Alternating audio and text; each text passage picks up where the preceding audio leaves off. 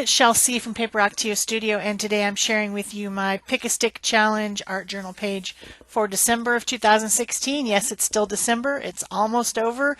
So Happy New Year, everyone, and I hope that you all have a great 2017 full of art and happiness and color. To start out my page, I did a couple coats of gesso because I figured that I was going to go crazy with lots of stuff on this page. This set of prompts has a potential for being a hot mess, believe me. The first prompt was to use something old, so I decided to use some old dictionary paper. You can see that it's old because it's got aging around the edges of the paper. I don't know when it was, when it's from or whatever, but I know it's old. So that was my start.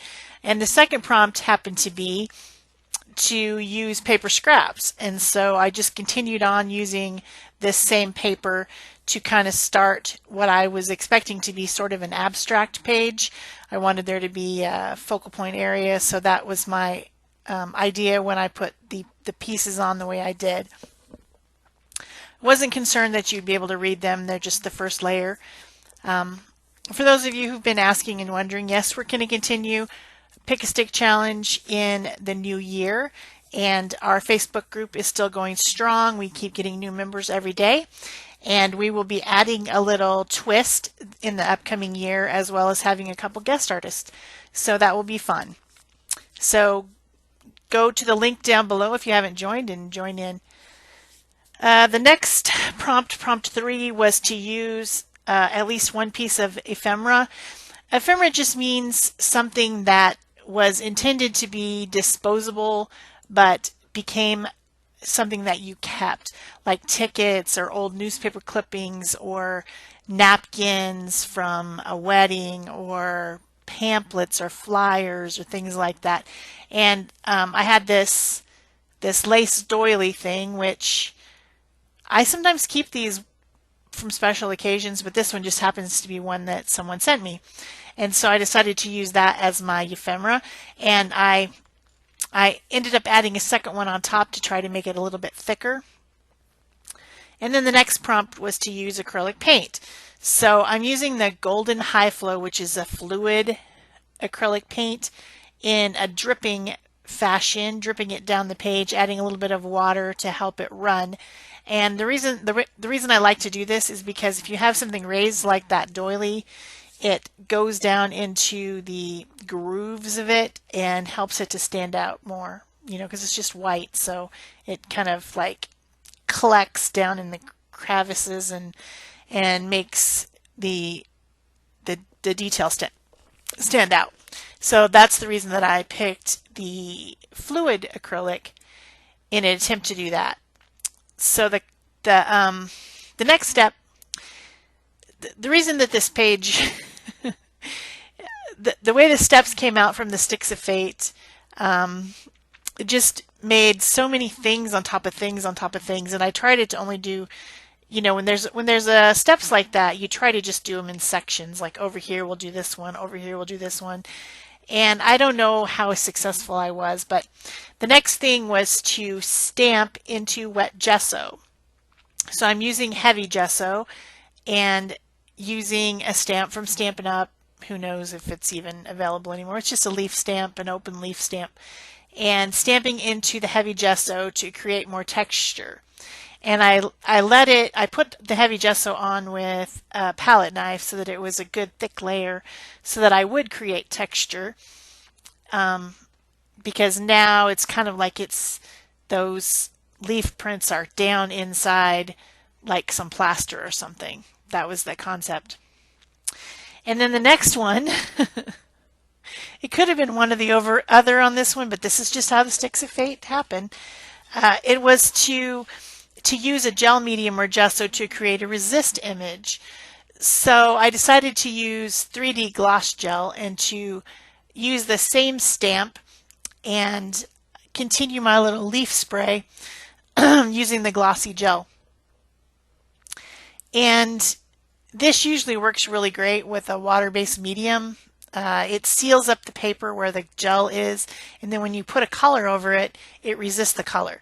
But since I decided to use acrylic paint, Even though I was using a lot of water, it really didn't work as well as it does with like a watercolor type of a medium. So you don't see them as much as you should have, and everything just kind of keeps getting covered up anyways. This is indigo, and I was kind of going for green and purple nature colors, and I felt that indigo was a pretty purple blue, but it did turn out to be bluer than I expected. But then I decided that it needed some over on this edge because it didn't look balanced. It went from light to dark, and then it just needed more dark on that side. So I added a little bit more, and then I ended up adding some of the green gold down in the corner as well because it looked weird. This is where I'm trying to rub the acrylic paint off the top of my stamped leaves that I stamped with the gel medium. But it's just that fluid, I guess maybe because it has the airbrush medium in with it to make it really liquidy, it just didn't resist the way it should have, but it's okay. I can see him, but you probably can't. So then this is where I added some of the green gold down in the bottom as well to just kind of balance it out a little bit.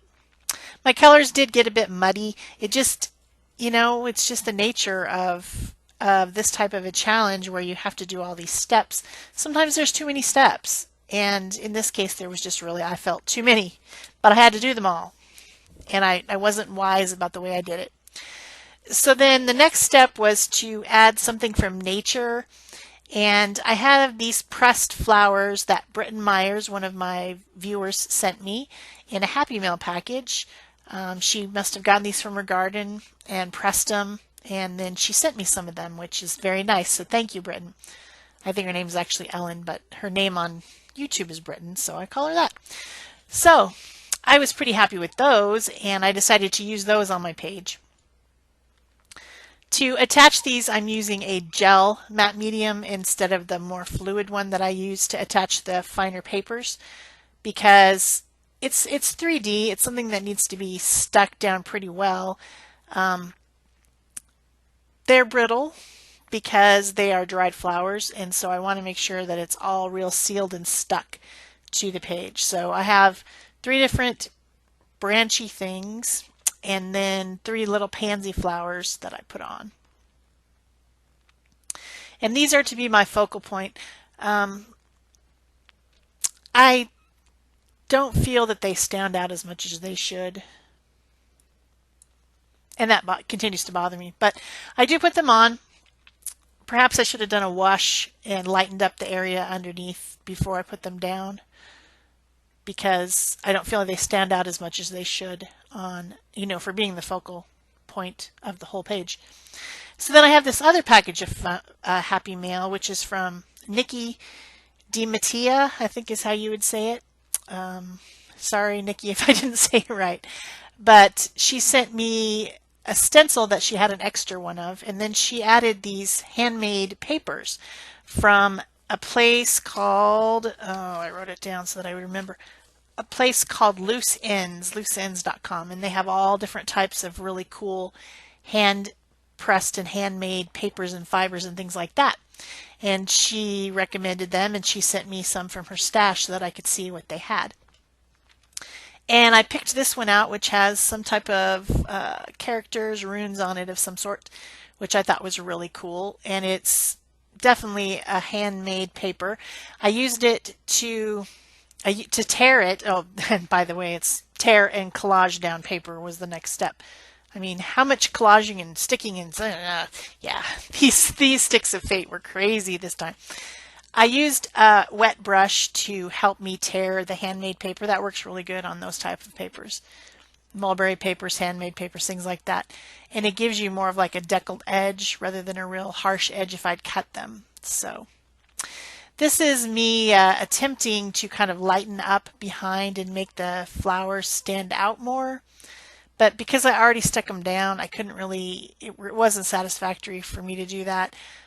This is Titan Buff acrylic paint, and I was just, finger painting it around, trying to do something about making them stand out more. But it really didn't work. I wasn't happy with it at all. So I ended up removing most of it.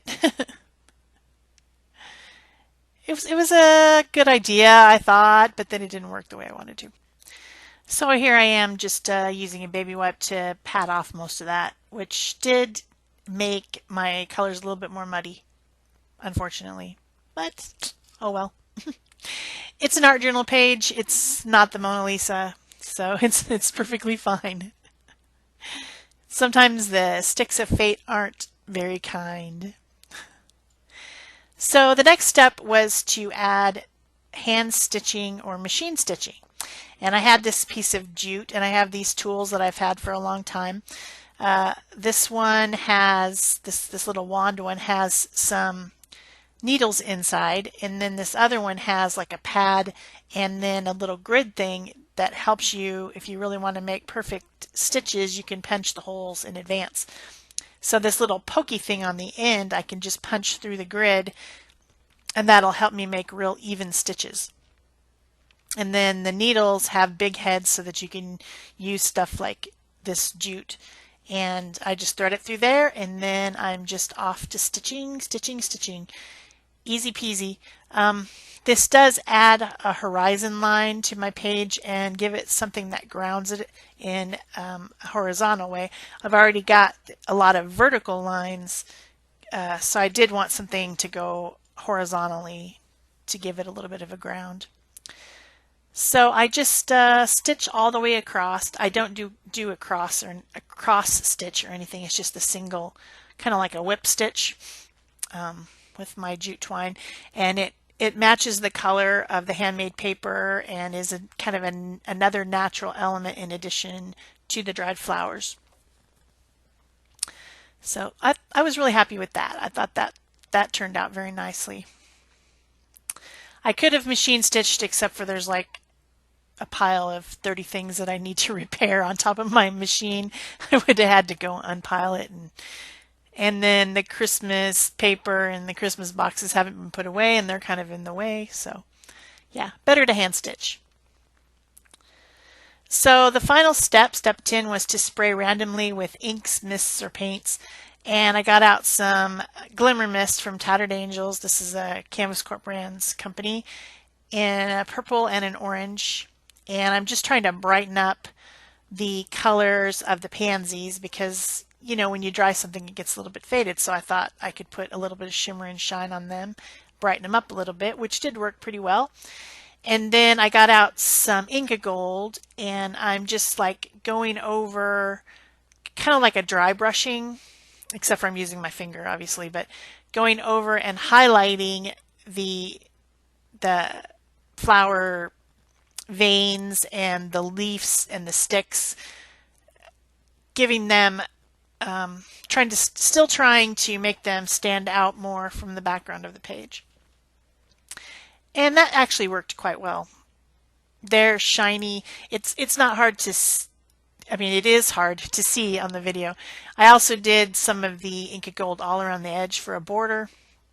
And then I add a little bit more spritzing with the shimmery mist. And also then I even take the inside of it out and do splatters with it in both the purple and the orange to add a little bit more depth to everything. So overall, I'm happy with the way the page turned out. It's a little bit of a hot mess, but not too bad.